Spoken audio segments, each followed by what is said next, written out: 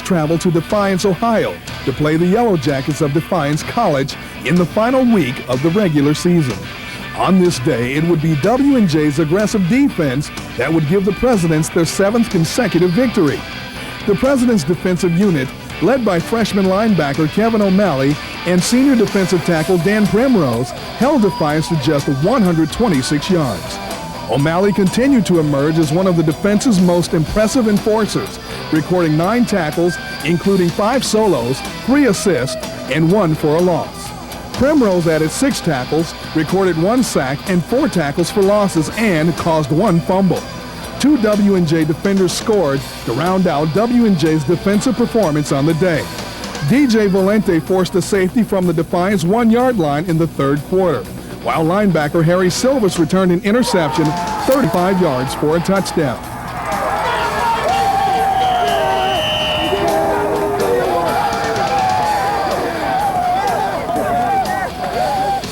The Presidents gained 431 yards in total offense against the Yellow Jackets.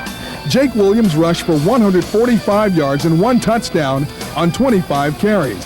Jason Bear completed 15 of 21 passes for 2 touchdowns and 121 yards. Steve Miller rushed for 42 yards and 1 touchdown on 8 carries, and receivers Dwayne Poole and Joff Starcher each had 3 receptions en route to the victory. Dwayne Poole finally taken out of bounds near the 20-yard line.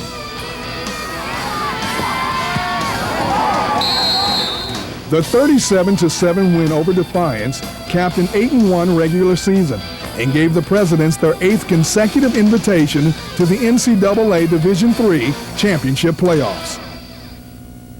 Going into the NCAA playoffs is always an interesting enterprise. One of the characteristics of it is that to win it all, you have to play 4 weeks in a row, and I hear all the people concerned about the Steelers not getting the bye because they'd have to play 4 weeks in a row. And that's really what you have to do to accomplish what anybody sets out to do into the playoff season. We had a lot of young guys playing in their first major contest in terms of the national playoffs, and I think it affected us in the first ball game. We weren't as crisp as we'd hoped we were going to be. But when you get there as often as we have, this being the 11th year in the last 13 that we've made the playoffs, we're second in wins in the 90s in the playoffs. Our kids expect to reach that high level and succeed at that level. The loss probably was a disappointment, but I think, again, will be a foundation from which we'll build the future on. W&J took the field in the NCAA playoffs against the Albright Lions for the 8th straight year and 11th time under head coach John Luckhart. Both teams started off slowly on offense, but a Jason Rossi punt return set up a Jason Barr 11-yard touchdown run that put the Presidents up 7-0. And 2 men to beat. Rossi trying to split them, and he goes down at the 22-yard line.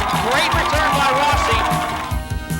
Bear stumbled coming out from underneath. Hand off to Barr. Gets inside the 10. Slips a hit to the 5, to the 1. Touchdown, Jason Barr. Albright scored twice in the first half, while W&J turnovers stalled a couple of scoring opportunities, and Albright took a 14-7 lead into the locker room. W&J came out strong in the 3rd quarter. Jason Bear hit Dwayne Poole for a 68-yard touchdown to tie the game at 14 just 2 plays into the second half. But on this day, W&J's turnovers would come back to haunt them. Albright scored the next 17 points, while W&J could only manage a field goal. And the Presidents' 4-year reign as South Region champions came to an end on a muddy college field. The final score, 31-17. I think that the key to our offensive success this year, I believe, was our senior leadership.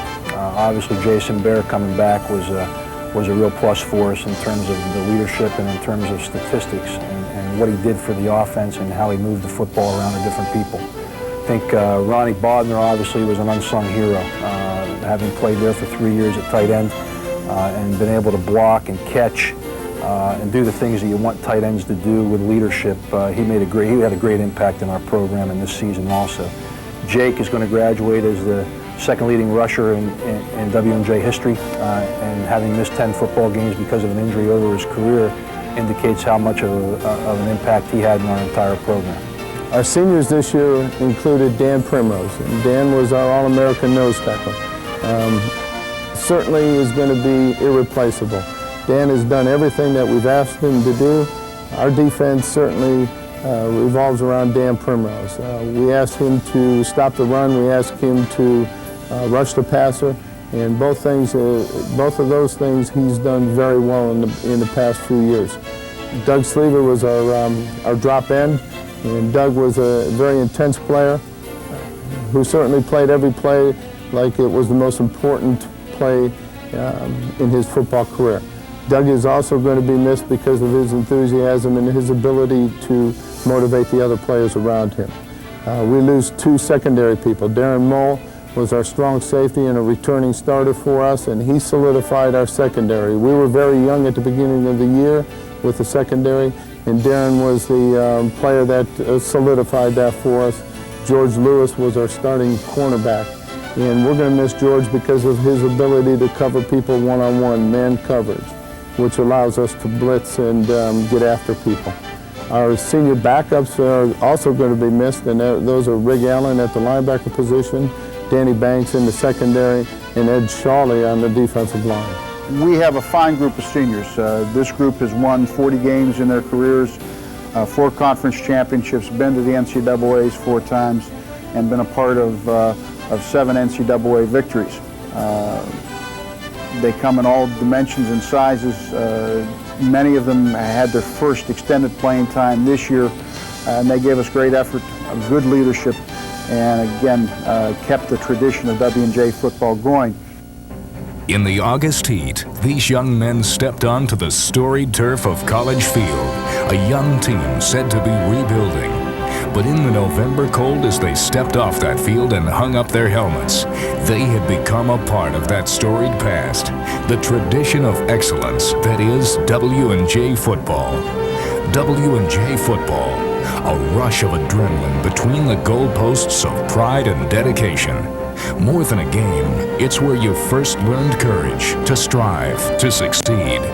Even if you never played a down, it's that one-handed catch, that vicious sack, that triumphant touchdown you helped score. Even if you'd never stepped on the field, you know what it means to be a part of a team, part of a champion. The 1996 season was an outstanding season. We're very, very proud of this squad. The continued heritage of W&J's success and commitment to excellence was represented by this squad. We think that this season is another stepping stone in the development of ultimately a national championship squad that's coming in the future.